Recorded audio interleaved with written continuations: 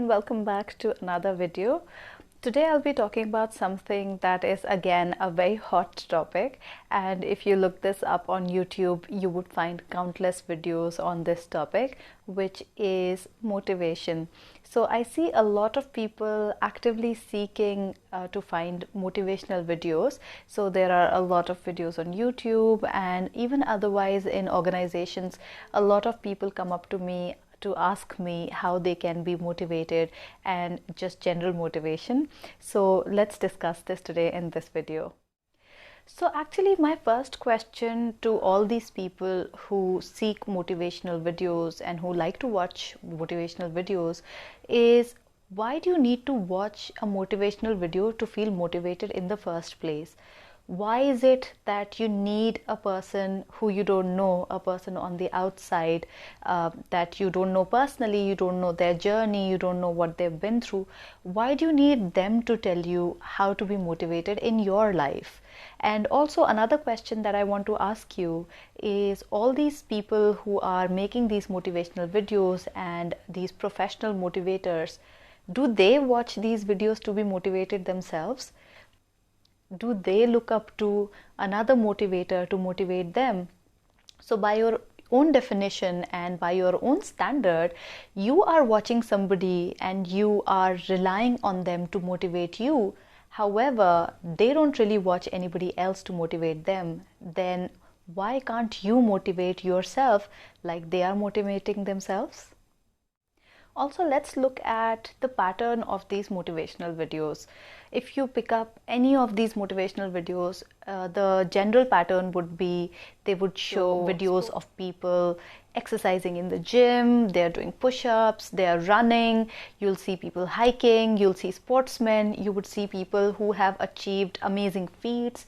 So one category of motivators, or the videos that they use for these motivational videos, is all these sportsmen who are almost like superhuman because of the kind of training that they go through. Or they'll show you somebody who has been down and out on their luck. It could be somebody who is specially abled, so they may have had an accident, and then they tell their story about how they overcame that tragedy and they still managed to reach their goals and to live a very successful life. So these two kinds of motivational videos are generally what the pattern is. However, do they really show you their journey? So it's a lot of fun for us to watch a 3-minute video of a sportsman training to excel in their sports, or somebody who's won medals, or they have done really well in Olympics, and that's why we look up to them and we are like, okay, wow, this person is really motivated. But do you see when they started their journey? A lot of these sportsmen started their journey when they were young children, when they were 8 or 9 or 10, and they've been training for hours and hours, and we don't see their comprehensive training, we don't see the sacrifices that they make, we don't see the money that they had to spend. We just see the end result, that this person is successful. We see a sneak peek into their training routine and we are like, oh wow, this is really motivating. But most of us are from the corporate background. We have nothing to do with sports, we have nothing to do with bodybuilding, and we are fortunate enough that we haven't really suffered great accidents or hindrances in our life where we need to get out of that situation. So when you ask this question, this may be the answer as to why watching these motivational videos, when we're watching them, we feel really motivated and we feel that surge of adrenaline and we feel like that boost is working and we feel really motivated. But in the long run, it doesn't really work, or it doesn't really sustain itself. So when we watch the video, we feel motivated for the first day or the first week, but then it kind of dies down. When you watch an external motivational video from somebody else's life, from somebody else's perspective, that is a short-term solution. That could be like an adrenaline injection that you're giving yourself, where you feel that boost that would live for some time, but then you will come back to your own life, your own challenges and your own journey. And unless you fix your own journey and your own life, watching somebody else's life or just listening to some nice quotes and watching a dynamic video will not fix these things. In fact, there is something called NLP that a lot of people go through, which is neuro-linguistic programming, which is kind of trying to rewire your subconscious and your brain, and pushing in or ingraining motivation and discipline and a lot of positive traits in your brain. So people pay really big money to attend these NLP courses and certifications. I have seen a lot of people attending these NLP courses also. In fact, I met this one young man who had developed an addiction to attend these NLP courses. So he was telling me that he goes to different cities, he goes to different practitioners, and he attends all their courses and certifications.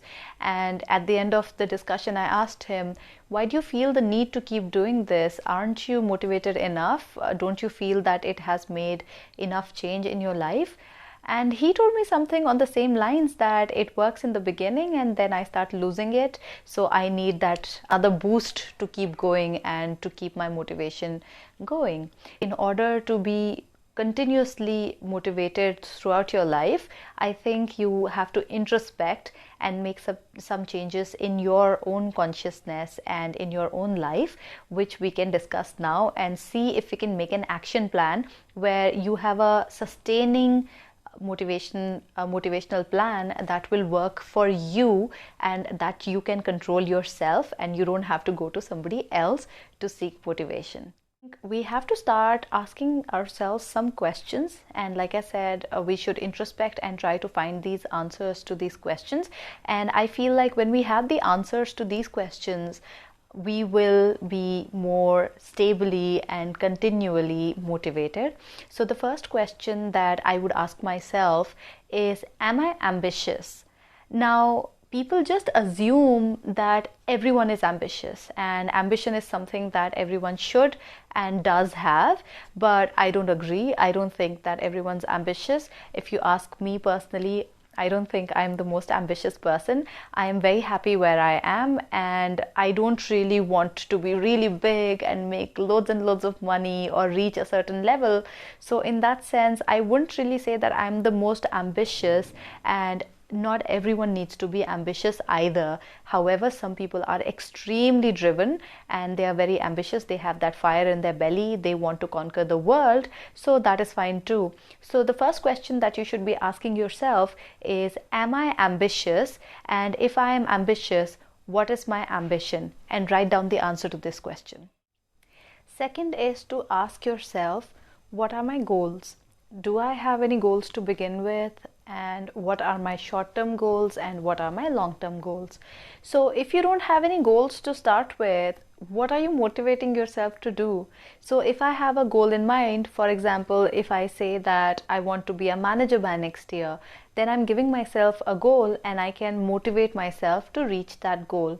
Then you can have long-term goals like I want to buy a house in 10 years, or I want to be able to retire by the time I'm 55. Third is really important, and I talk about this very often. If you've been watching all my videos, this would have come up in a lot of those videos, is what kind of values I have, what kind of values and ethics. So if your value system is good personally, so you must have seen that in a lot of the organizations where you worked, and also in some universities and colleges, they have their own values. Similarly, we should have our own personal values, which would more or less be the same as what they set as well. Values like hard work and discipline, integrity, honesty. These are all just normal good things that even our parents tried to teach to us when we were young. And these are some of the good qualities or values that we should have anyway. So if you're practicing these good values, then I think these work like motivators in themselves. So if I say to myself that I will work hard and I will work honestly, then I don't really need to motivate myself separately to work and to do well at my job, because I already know in my heart that I'm supposed to work really hard, I'm supposed to be disciplined, I'm supposed to be honest, I am supposed to be integrous. So when something comes up at work where I can take a shortcut or I can maybe do something wrong, but my conscience is telling me, my value system is telling me, no, I will absolutely not do this thing which is wrong, and I will continue to do my work honestly and give it my 100%. Don't you think this is motivation in itself? So if you develop the right kind of value system, which I think is imperative if you want to succeed in life, if you want to become somebody, great, somebody successful, somebody who reaches great heights, then you cannot escape it. It's imperative for you to have a good value system, and I think it goes hand in hand with your motivation as well. Fourth is to ask yourself, am I proud of my work? Am I proud of myself? And am I giving my best to my work or anything that I'm doing, whether it's studies or sports or anything else? So it's important to stop and analyze how you feel about yourself. Am I proud of myself? Am I proud of my choices? Am I proud of the footprint that I'm leaving behind? Am I proud of the influence I have on other people? Do they look up to me? Am I making a difference? Even if I am, let's say I'm an engineer or I'm an associate at work and I am amongst 100 other engineers or associates, am I setting myself apart by doing something extra, by doing something amazing? Am I proud of that? So there needs to be this sense of pride in you about your work and about who you are as a person, and that definitely reflects. If you are proud of yourself, you will be motivated yourself, and it shows to other people as well. It shows in your body language, it shows in your self-worth, and you also have to ask yourself whether you're doing your best at work. A lot of us get into that kind of mind space where we start thinking of work as an obligation. We start thinking of it as ball and chain, like you're chained to the ground and you're stuck somewhere, you're not enjoying your work, and it is something that is being forced upon you. You can change your outlook and you can become your own competition. Compete with yourself, and you say that, am I doing my best? Am I giving more than 100%? So whatever my KRA is, whatever my job profile is, I should do more than that. I should give back to my team and to my company, and basically I should make myself indispensable. So you can do that by pushing yourself, by telling yourself that you need to be perfect, you need to be more than perfect. And once you start doing that, once you develop that habit, believe me, you'll be the most motivated person. Fifth and the last point is to not underestimate your own determination and your willpower, and to tell yourself that I can do anything.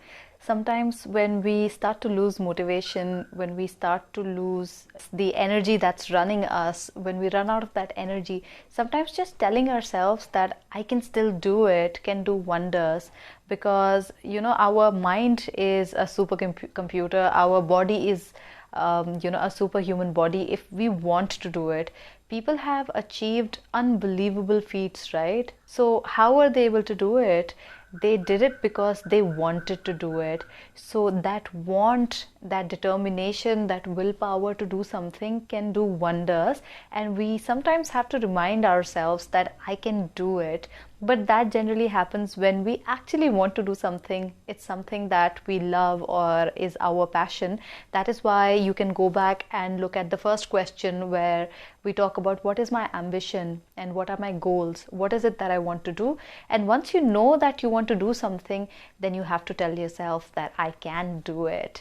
And in this video I talked about motivational videos on YouTube and something like the NLP courses that people do. In no way am I saying that they are wrong, bad, or that they don't work.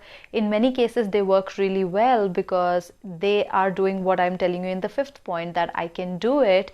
They kind of reinforce that, and sometimes it works, sometimes it works for a long time as well. So there is no harm in trying these things. One good practice is to listen to affirmations in the morning. So if you just type affirmations in YouTube or on YouTube, and you can look for videos on this, there are just videos where you can plug in your earphones and you can listen to these affirmations, which can say things like, I'm intelligent, I'm motivated, I'm successful, I can do it, I can give my best. So when you hear these things on a loop and it's repeated in your ears and in your brain, then it does kind of condition you to do the same thing, and it motivates you on a subconscious level. So you can of course try that as well, and try the things that we discussed today.